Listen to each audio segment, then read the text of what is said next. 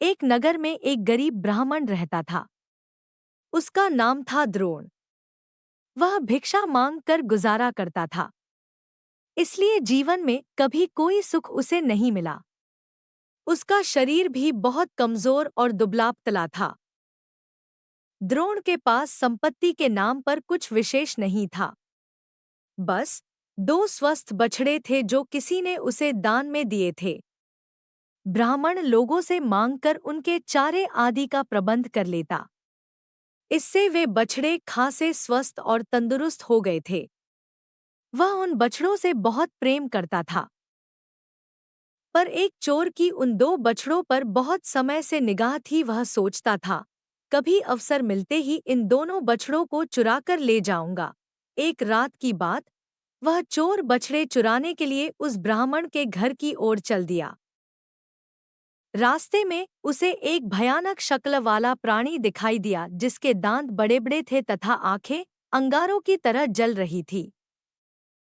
चोर के पूछने पर उस भयानक व्यक्ति ने कहा, मैं ब्रह्मराक्षस हूँ। मैं ब्राह्मण को खाने के लिए जा रहा हूँ। फिर तो मैं भी उधर ही जा रहा हूँ। चलो, अच्छा साथ रहेगा।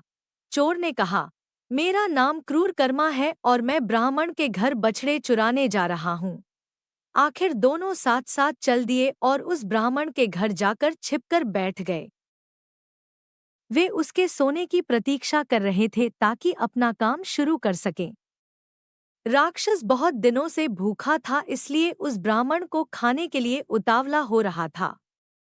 यह देखकर चोर ने कहा, भाई, तुम इतना उतावलापन मत दिखाओ। पहले मुझे अपना काम कर लेने देना। उसके बाद जो तुम्हें करना है, करते रहो। इस पर राक्षस ने कहा, नहीं नहीं, तुम मुझे अपना काम पहले कर लेने देना।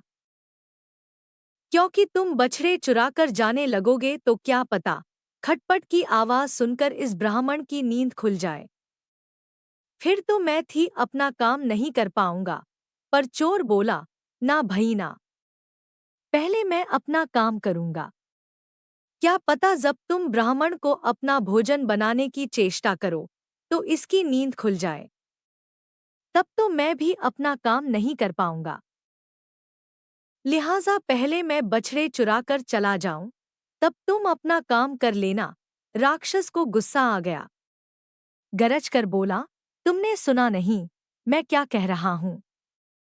पहले मैं अपना काम करूंगा। अब तुमने कुछ भी चीज पर की तो अच्छा नहीं होगा। चोर बोला, तुम कुछ भी कहो, मैं तुम्हारे रोब में आने वाला नहीं हूं। मैं ही पहले अपना काम करूंगा। राक्षस हो तो क्या हो गया, मैं तुम्हारी एक नहीं सुनूंगा। इस पर राक्षस और चोर दोनों जोर जोर से लड़ने लगे। इसका नतीजा यह हुआ कि उस सोए हुए ब्राह्मण की नींद खुल गई।